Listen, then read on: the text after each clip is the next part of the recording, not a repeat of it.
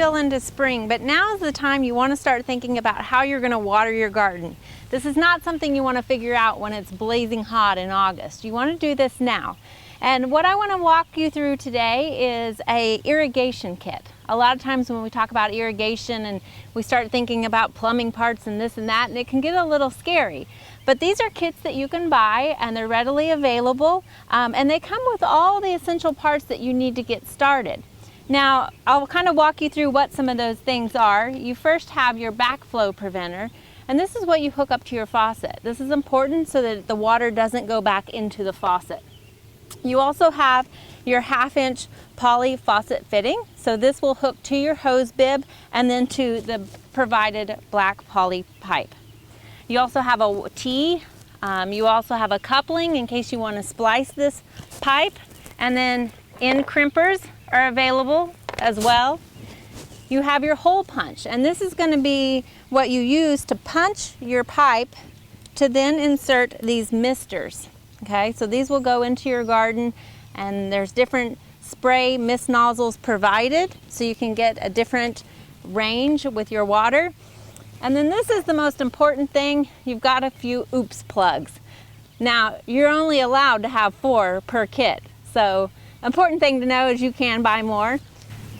Now, there's a lot of other parts that you can buy to adapt your kit. One thing you want to make sure if your kit doesn't come with it is a pressure regulator. We've gone ahead and purchased this to install with our kit, and what this does is it regulates the pressure out of the faucet so you don't blow out your nozzles. The other thing that you'll want to purchase if it doesn't come with your kit is this little filter. You can see that it's got a metal filter inside there, and that's going to keep any little tiny debris or sand from going through those nozzles and clogging them. We're just simply going to hook these together and then attach our backflow valve. And this is what we will connect to our faucet. Then we also have our 1/2-inch poly faucet fitting that we will screw on to this side.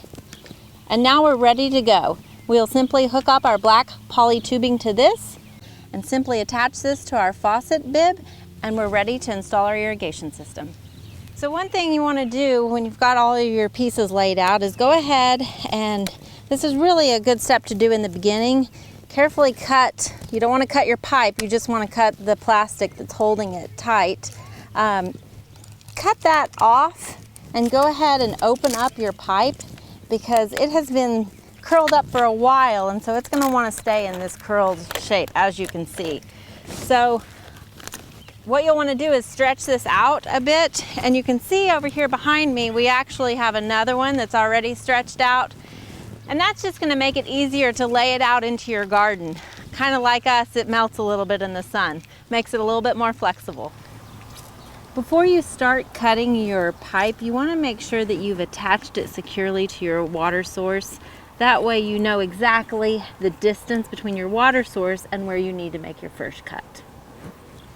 Once we've attached our poly pipe to our faucet, we're going to go ahead and determine where we need to make our first Y. And we're going to simply install this T fitting into our poly pipe across from our first drawer raised bed container.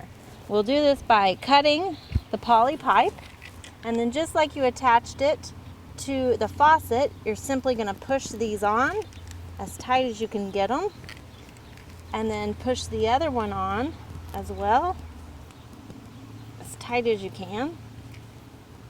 You can use both of them against each other, and then once you have them on securely, twist these caps down over the hose, and that locks them into place. And then that gives us our Y, or our T, now to branch off to go to our first raised bed. Another thing that's kind of handy to have are these landscape pins. These probably don't come with your kit, they didn't come with ours, but they're nice to go ahead and stake down your poly pipe so that you can keep your spacing consistent, and you also know where to put your next T or split.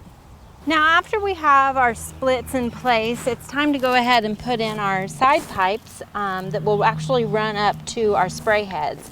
We've bought another roll of poly pipe to do this because we required the whole length of what was provided to go the distance of the containers. So now we again simply place that pipe on there and screw it down into it. And then you bring this up through your containers and you cut it to the distance that you think you'll need. Now this is based off of your spray nozzle, so you might just need one to cover all of this. You might need three, one in each one. It also depends on the type of plants you have. So we're gonna go ahead and cut this to give us plenty of room to about here. And then we will close that, attach our spray nozzles to each of those. You're gonna use the tool provided to poke a hole in the poly pipe. It's pretty simple to go in there. And then you take one end of the mister, and it's on a stake, and put that into your container. And the other end, you push that into the poly pipe, and it locks in there and holds in there pretty securely. And then you're ready to go. After you have all of your pipes connected and your misters attached, the next thing you need to do is flush your line. You want to get that air out before you actually close it. Another way to close these, if you don't have the right purchased equipment, you can also just use a zip tie, fold it over, and then simply zip it tight. And that will keep it from leaking. After you turn on your system and your nozzles are all working, you might look at the spray pattern and see if you have the appropriate nozzle in there. If not, you can simply turn this ball valve off and switch out these nozzles. There are several different ones that come with your kit. They're different colors and it says what the spray patterns are. And you can go and buy additional ones as well. You can simply just screw those back in, turn on your ball valve, and you've changed the spray pattern. Once you have all of your misters adjusted, your garden is summer ready. We hope you enjoyed this video. It's part of our Oklahoma Gardening YouTube channel. You can also find even more videos on our OK Gardening Classics YouTube channel. And join us on social media for great gardening tips, photos, and discussion.